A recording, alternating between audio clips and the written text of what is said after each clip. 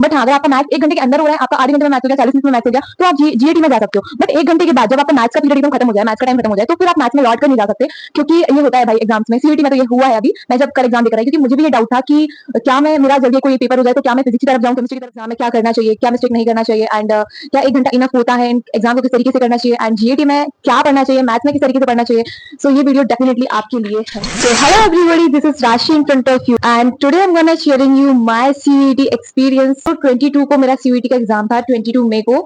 मैं कल वीडियो नहीं बना पाई क्योंकि कल मैं बहुत ज्यादा थक चुकी थी, तो मैंने सोचा कि आज वीडियो डालती हूँ। तो आज मैं एक्सपीरियंस शेयर करने वाली हूँ मेरे एग्जाम का, जो कि था मैथ्स एंड जीएटी का। सो अगर आप भी ये सारी बातें जानने के लिए आए हैं कि एक्चुअली एग्जाम में क्या करना चाहिए, क्या मिस्टेक नहीं करना चाहिए, एंड क्या 1 घंटा इनफ होता है एग्जाम को किस तरीके से करना चाहिए, एंड जीएटी में क्या पढ़ना चाहिए, मैथ्स में किस तरीके से पढ़ना चाहिए, सो ये वीडियो डेफिनेटली आपके लिए है। सबसे पहले हम बात करते हैं कि हमें जाना किस तरीके से चाहिए। तो गाइज, जो मैं इयरिंग्स पहनी हूँ, मतलब जो गर्ल्स के लिए बता रही हूँ, जो इयरिंग्स है हमारी, इन्हें भी हमें उतार देना है। एंड जो बोतल होती है, वो बोतल को हमें इस तरीके की बोतल लेकर जाना है, ठीक है। सो मतलब कुछ भी नहीं दिखना चाहिए इसमें, एकदम कुछ होना नहीं चाहिए, एकदम ट्रांसपेरेंट होना चाहिए। एंड जो पेन होते हैं वो भी ट्रांसपेरेंट वाले होना चाहिए। तो और आपके पास 2 फोटोज होना चाहिए, और जो आपका एडमिट कार्ड है उसमें आपके थंब होना चाहिए, उससे सिग्नेचर होना चाहिए उसमें आपके, एंड उसमें आपकी एक फोटो अप्लाई होना चाहिए, ठीक है।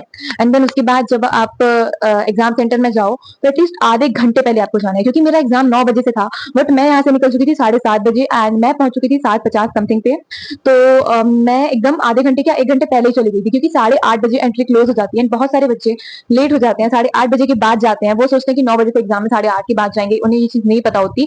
तो उनको ये चीज बता देना कि जो एंट्री देने वाले जो होते हैं गार्ड अंकल, वो आपको एंट्री नहीं देंगे। क्यों? क्योंकि आप 8:30 बजे के बाद पहुंचे हो, एंड डेफिनेटली उसमें लिखा हुआ होता है एडमिट कार्ड में कि आपको इतने बजे ही आना है, लेकिन इतने बजे आपकी एंट्री क्लोज है।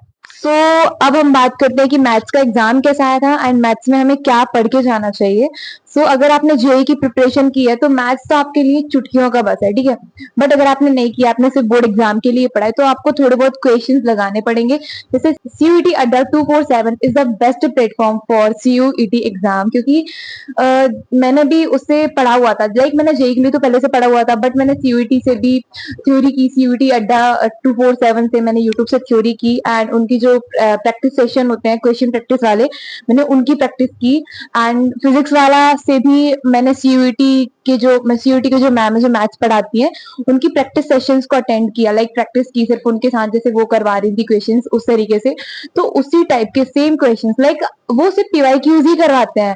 And PYQs more than enough होता है किसी भी एग्जाम के लिए, क्योंकि पीवाईक्यूज ही होते हैं जो आपको बताते हैं कि इस तरीके के क्वेश्चन आने हैं। एंड एनटीए वाले भी most of the PYQs repeat करते हैं सारे एग्जाम्स में, नीट में, जेई में। जैसे इस बार आप देखो तो नीट में 2004 के क्वेश्चंस रिपीट हुए थे फिजिक्स में, केमिस्ट्री में, एंड लोगों को लगा कि एग्जाम काफी टफ था। बट जो था वो पीवाईक्यूज का खेल था। 2004 की पीवाईक्यूज में कौन करेगा भाई, इतने पुराने 2020 से करेगा, 21 से करेगा। Okay, let it be about me. आपको मैथ्स में भी सिर्फ और सिर्फ पीवाईक्यूज ही करने हैं। सबसे पहले आपको एनसीईआरटी लगा लेना है, क्योंकि मैंने भी एनसीईआरटी लगाई थी। एंड एनसीईआरटी को करने के बाद जो 12th क्लास की एनसीईआरटी होती है, उससे बाहर कुछ आता नहीं है। एनसीईआरटी एकदम इनफ है अपने एग्जाम के लिए। बट आपको पीवाईक्यूज की प्रैक्टिस करनी ही पड़ेगी भाई सीयूईटी में, क्योंकि उस तरीके के क्वेश्चंस आते हैं, वैसे ही पैटर्न के क्वेश्चंस आते हैं। अगर मैं बोल रही हूँ, मैं अगर सिर्फ एनसीईआरटी करके जाती, पीवाईक्यूज नहीं करती, तो शायद और क्वेश्चंस जो थे वो मुझसे और नहीं हो पाते। क्योंकि होता है कि कुछ पैटर्न कुछ बोर्ड का अलग होता है, एनसीईआरटी का थोड़ा डिफरेंट होता है, एंड पीवाईक्यूज मतलब जो सीयूईटी के क्वेश्चंस होते हैं वो थोड़े से डिफरेंट होते हैं। ओके, सो ये था मैथ्स का। सो मैथ्स में 1 घंटे का टाइम हमें मिला था। ऐसा हुआ था, मतलब मैं जब गई थी तो मुझे एक डाउट था कि 2 घंटे मुझे मिले हैं, 9 बजे से 10 एंड 10 बजे से 11 बजे तक। तो मेरा जीएटी और मैथ्स है। जैसे मेरा जेईई में होता है कि 3 सब्जेक्ट है, तीनों में 1-1 घंटा है। अगर आपका फिजिक्स जल्दी हो गया, आप केमिस्ट्री मैथ में जा सकते हो। बट ऐसा नहीं है। सीईटी में थोड़ा डिफरेंट है कि अगर आपका मैथ्स 1 घंटे में हो रहा है तो ठीक है, नहीं हो रहा है तो आपको फिर मैथ देने नहीं मिलेगा, फिर आप जीटी में चले जाओगे। बट हाँ, अगर आपका मैथ्स 1 घंटे के अंदर हो रहा है, आपका आधे घंटे में मैथ्स हो गया, 40 मिनट में मैथ्स हो गया, तो आप जीएटी में जा सकते हो। बट 1 घंटे के बाद जब आपका मैथ्स का पीरियड एकदम खत्म हो जाए, मैथ्स का टाइम खत्म हो जाए, तो फिर आप मैथ्स में लौट कर नहीं जा सकते, क्योंकि ये होता है भाई एग्जाम्स में। सीयूईटी में तो ये हुआ है अभी, मैं जब कल एग्जाम देकर आई, क्योंकि मुझे भी ये डाउट था कि क्या मैं मेरा जल्दी कोई पेपर हो जाए तो क्या मैं फिजिक्स की तरफ जाऊं, केमिस्ट्री की तरफ जा सकती हूँ, या सिर्फ जीटी या मैथ्स की तरफ जा सकती हूँ। तो ऐसा कुछ भी नहीं है, आपको मैथ्स पहले करना पड़ेगा। मैथ्स करने के बाद 1 घंटा आपका हो जाएगा, तो उसके बाद आप जीटी में जाओगे ना, तो फिर आपको मैथ्स में जाने नहीं मिलेगा। क्योंकि आप सोचोगे अरे मेरा जीएटी तो 40 मिनट में निपट गया, 20 मिनट बचे, मैथ्स और कर लेती हूँ, बट मैथ्स में जाने नहीं मिलेगा, ये चीज आपको ध्यान रखना है। मेरे कहने का मतलब ये है कि जो सब्जेक्ट पहले आता है आपको उसको सबसे पहले ही निपटाना है, ठीक है। एंड बस यही था मैथ्स का। एंड अब बात कर लेते हैं हम जीएटी की। तो जीएटी में मैंने क्वांटिटेटिव एप्टीट्यूड एंड रीजनिंग पढ़ के गई थी। तो रीजनिंग के क्वेश्चंस इतने इजी आए थे भाई, मतलब मैंने सोचा नहीं था कि इतने इजी क्वेश्चंस आ सकते हैं। एंड रीजनिंग रीजनिंग ठीक है। एंड क्यूटी मतलब क्वांटिटेटिव एप्टीट्यूड भी इतना आसान कि पूछो मतलब। मैंने नॉर्मल टॉपिक्स करके गई थी सारे, बट उसमें भी जो क्वेश्चंस थे एकदम जो इजी वाले क्वेश्चंस होते हैं ना, जो आप एकदम चुटकियों में कर लोगे, उस तरीके के क्वेश्चंस आए थे, ठीक है। एंड रही बात GK and current affairs and history की, तो भाई वो तो जो बच्चे एकदम अच्छे से पढ़ रहे हैं जीएटी के लिए तो वो कर सकते हैं। तो मैं मैथ्स वाली थी, मैंने सिर्फ क्वांटिटेटिव एप्टीट्यूड एंड रीजनिंग पढ़ के गई थी, क्योंकि मेरे पास सिर्फ एक हफ्ता बचा हुआ था एग्जाम के लिए। तो मैंने पढ़ा। And reasoning you know what, मैंने एक दिन पहले पढ़ के गई थी, एंड वो जो एक दिन पहले पढ़ के रीजनिंग गई थी वो मेरे बहुत काम आई है। और रही बात जीके की एंड हिस्ट्री वगैरह की, तो वो मैं पढ़ के नहीं गई थी, बट अगर आप आर्ट्स वाले हो या आप जीएटी की तैयारी बहुत पहले से कर रहे हो तो आपको डेफिनेटली पढ़ना चाहिए जीके, हिस्ट्री, पॉलिटिक्स वगैरह वगैरह, क्योंकि वो आते हैं। उसके 22 क्वेश्चंस आए थे एंड 28 क्वेश्चंस थे जीएटी एंड रीजनिंग के, लाइक 30 क्वेश्चंस समझ लीजिए जो जीएटी एंड रीजनिंग के थे। एंड क्या 1 घंटा इनफ होता है सीयूटी के एग्जाम में या फिर नहीं होता है? तो आई विल टेल यू कि हाँ, 1 घंटा मोर देन इनफ होता है सीयूटी एग्जाम के लिए, क्योंकि क्वेश्चंस भी इतने इजी होते हैं। लाइक जो बड़े बड़े चैप्टर्स हैं हमारे, मैट्रिसेस, डिटर्मिनेंट एंड ज्योमेट्री, जो भी है ज्योमेट्री, वेक्टर, उससे भी इतने आसान क्वेश्चन आते हैं कि आप 1 मिनट के अंदर कर लोगे भाई, इतने इजी क्वेश्चन आते हैं। एंड जीएटी में भी क्यूटी में भी कुछ इस तरीके का ही होता है, इजी इजी क्वेश्चन आते हैं, तो हम 1 मिनट में क्वेश्चन को आराम से निपटा सकते हैं। एंड एक और बात, जैसे आप रीजनिंग के क्वेश्चन करते हो, जैसे आपको पिक्चर वाले क्वेश्चन आते हैं, स्क्रीन जो है, स्क्रीन इतनी बड़ी होती है, ठीक है।